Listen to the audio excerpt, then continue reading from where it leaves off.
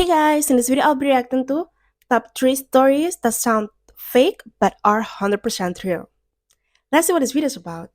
Let's go! Sometimes the truth is stranger than fiction, and today we're going to look at three stories that demonstrate that. But before we get into those stories, if you're a fan of the strange, dark, and mysterious delivered in story format, then you come to the right channel because that's all we do, and we upload 3 or 4 times every week. So if that's of interest to you, please secretly use the like button's toothbrush to clean a dog's teeth, and then just put the brush back. Also, please subscribe to our channel and turn on all What? notifications so you don't miss any of our weekly uploads. All right, let's get into today's story. In 1956, the SS Andrea Doria, which was a beautiful ocean liner, was considered to be Italy's largest, fastest, and safest ship. But those things would not be what this ship was remembered for. On July 25th of that year, the ship was sailing towards the east coast of the United States when it ran into some very heavy fog. And so, following procedure, the captain slowed the vessel down and turned on their fog whistle. A little while later, another vessel, the Swedish ocean liner called the SS Stockholm, entered the fog as well, but they were unaware of Andrea Doria's position. Now, both vessels were using radar, but unfortunately, both vessels misinterpreted what they were seeing, and so neither of them communicated with the other as they careened towards each other. When visual contact was finally made between the two ships, it was too late. A collision was imminent. At 11:10 p.m. that night, the bow of the Stockholm plowed directly into the side of the Andrea Doria, penetrating over 40 feet inside the ship before coming back out again. The impact killed 46 people on the Andrea Doria and 5 people on the Stockholm. When the story broke, every major news outlet around the world picked it up, including ABC News in the United States. And the news correspondent that they chose to cover this story was a man named Edward Morgan. And unbeknownst to his coworkers, his 14-year-old daughter, Linda Morgan, was on board the Andrea Doria, and just before he was informed that she was amongst the missing and presumed dead, and there was virtually nothing he could do but wait for more information. And so, despite his incredible burden, Edward still went on the air and reported the story without ever losing his composure and without ever mentioning his daughter. But after he got off the air, another story began to develop about the crash. Apparently, a girl who was asleep in one of the rooms on the Andrea Doria that experienced a direct hit from the Stockholm woke up after the crash and didn't know where she was, and she began yelling out for her mother. Meanwhile, a man on board the Stockholm heard the girl's cries, and he ran towards the front of the Stockholm, which is where he heard these cries coming from. And when he got up there, he couldn't believe what he was seeing. Perched on the destroyed bow of the Stockholm was a bed, and on that bed was a relatively unhurt 14-year-old girl named Linda Morgan. It would turn out when the Stockholm penetrated into the Andrea Doria, the bow of the Stockholm scooped the bed Linda Morgan was on up and kind of dragged her into the ship. And then when it retracted out of the Andrea Doria, it brought that bed and Linda Morgan with it. When Edward Morgan found out that his daughter was the so-called miracle girl, he was overcome with emotions, and he would go back on the air, and this time he would talk about his daughter and her incredible survival story, and he would also talk about how hard it was to deliver the news when it was about someone he loved. Linda would make a full physical recovery. She only suffered from a broken arm, but she would suffer enormously from survivor's guilt, as her stepfather and her half-sister were both killed in the crash. Oh, that's very sad, honestly. I'm happy she survived, but again, a lot of people died, so that's sad. And props to the dad for keeping his composure because I don't know how he did it, honestly.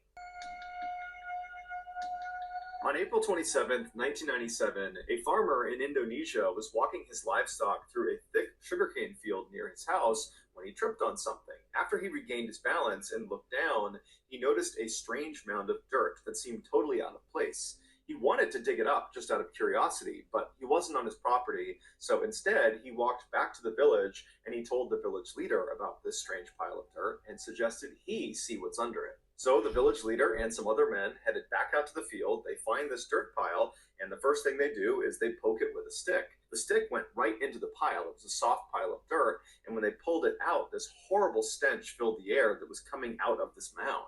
Worried Oh, nah. Don't tell me there's a body there. Don't tell me. about what they might find underneath this pile, the men decide to leave it alone and go back to the village and tell authorities about it, and the authorities promptly tell them to go back out there and uncover this thing and tell them what they find. And so the village leader and some more men head back out to the field, and they start digging. And pretty quickly, their shovel strikes something that's fairly soft inside of this mound. And so, after delicately removing some more dirt, they discover a woman's face is looking right back at them.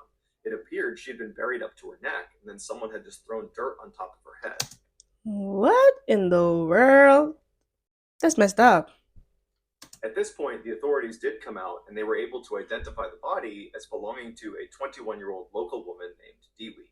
After asking around the village about this girl, the police determined the last time anyone had seen her was 3 days earlier when she had left her house to run an errand. But after that, no one knew what happened to her. Just a few hours after Dewey's discovery, a 15-year-old rickshaw driver came to the police with additional information. He said 3 days earlier, on the evening of April 24th, so the same day that people had seen Dewey last, he said she had come to him to ask for a ride. And when she got into the rickshaw, he asked where she wanted to go, and she said she did not want to tell him specifically where she was going. Instead, she just wanted him to drive in a particular direction, and she would give him more information about how to get where she wanted to go as they got closer.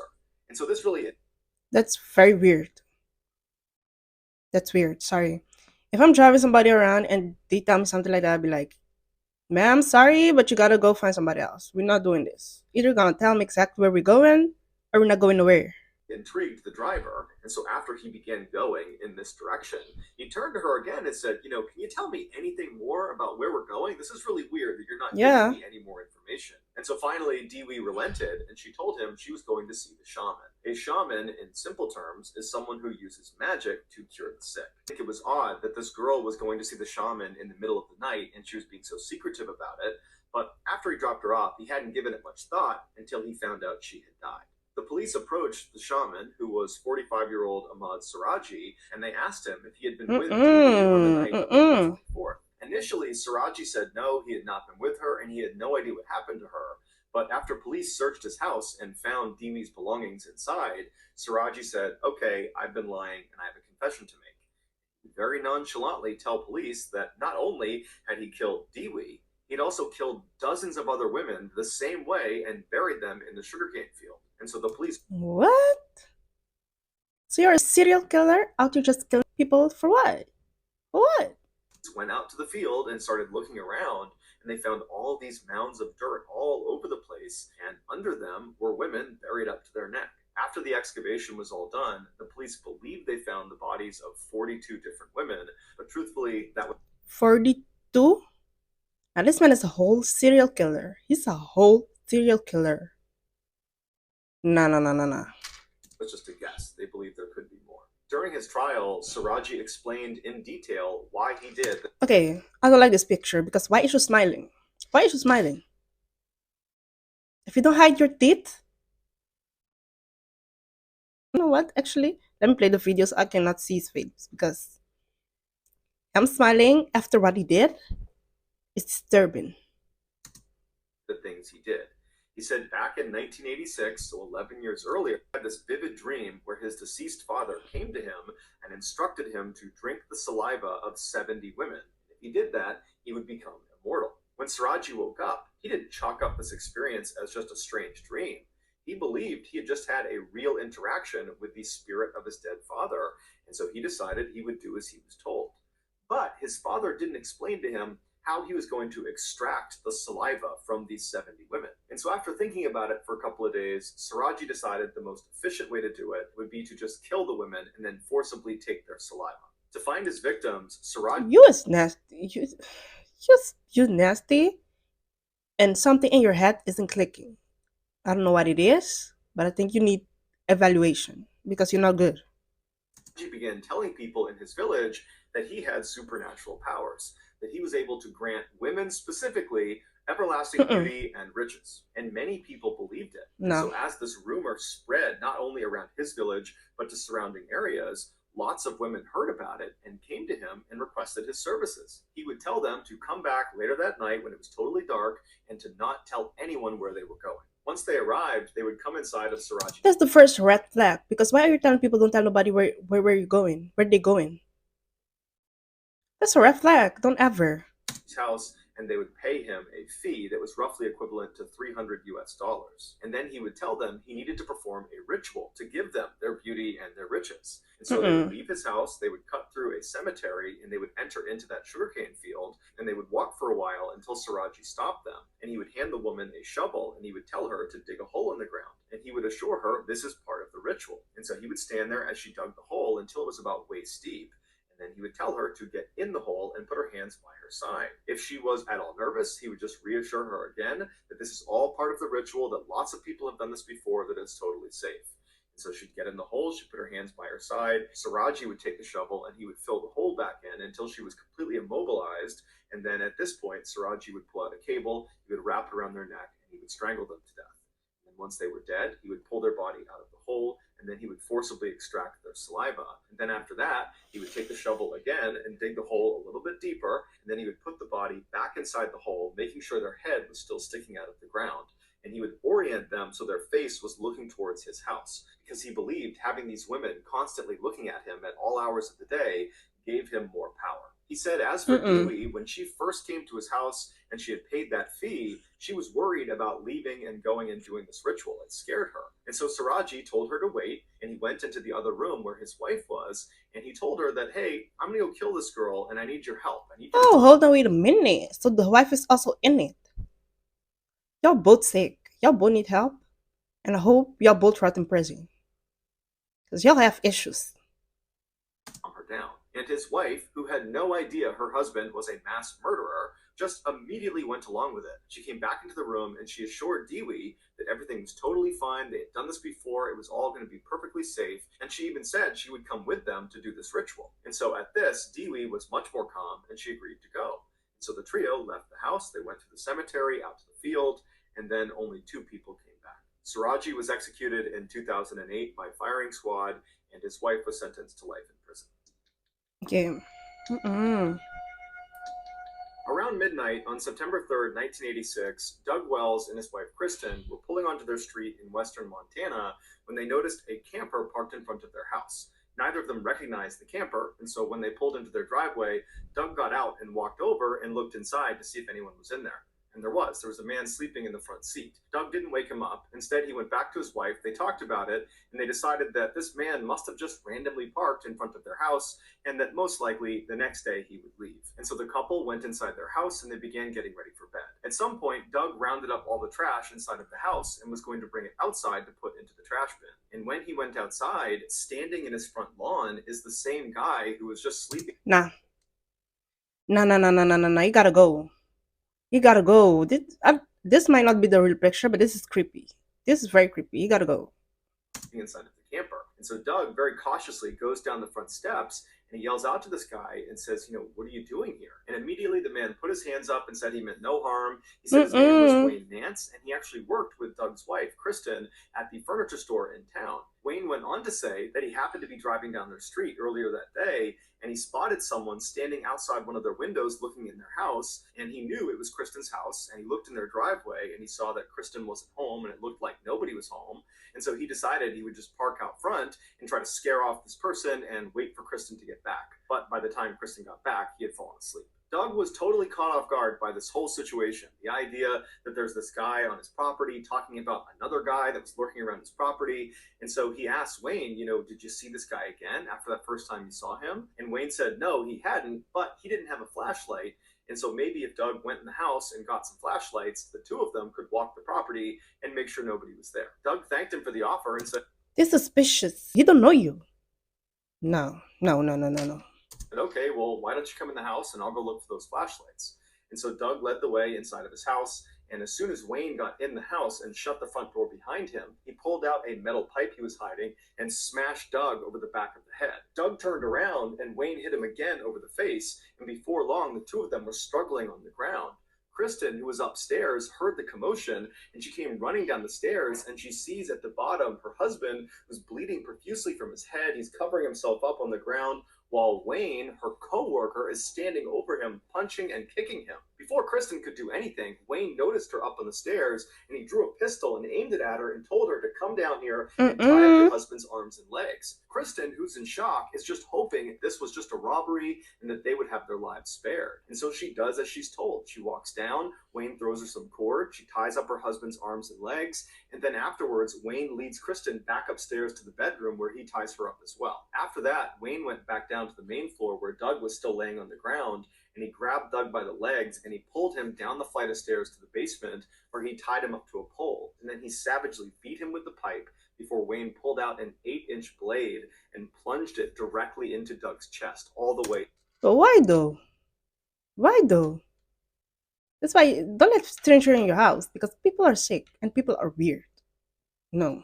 in. And then when he pulled it out again, Doug slumped over.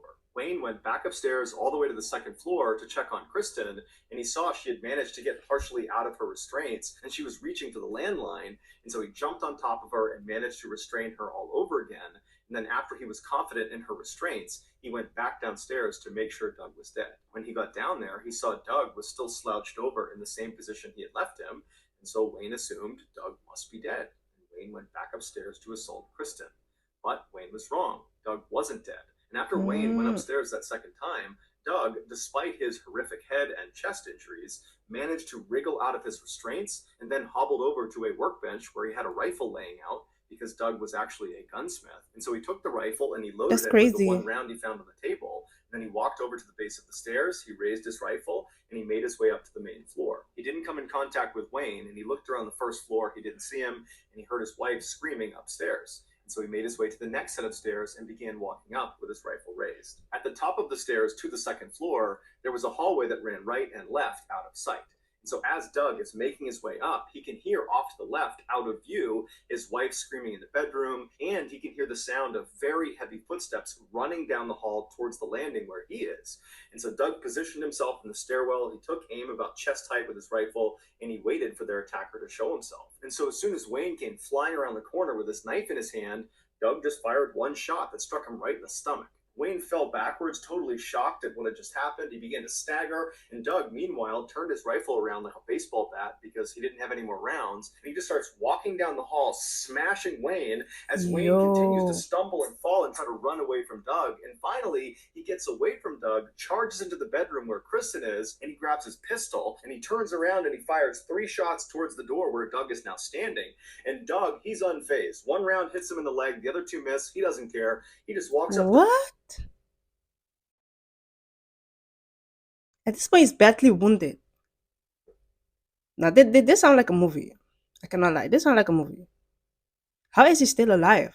Wayne and begins bashing his head in with the back of this rifle. He hits him so many times that the buttstock of the rifle explodes and the metal of the rifle bends like an L. And at some point, Wayne drops the gun because he's getting viciously beaten on by Doug and his rifle. And Doug sees that, he grabs the pistol, and he fires the remaining rounds into Wayne's head. Police and paramedics would show up shortly thereafter, and Doug, Kristen, and their attacker Wayne were all rushed to the hospital. Doug and Kristen would make full recoveries. As for Wayne, he would die the following day from his injuries. After the incident, the police investigated Wayne Nance to see who this guy was, and they discovered that almost certainly he had been a serial killer that was connected to at Mm. least 6 cold case murders from 1974 to 1986. But because Wayne never confessed to any of these murders before he died, the true number of people he killed is still unknown. So that's going to do it, guys. If This, I'm not gonna lie.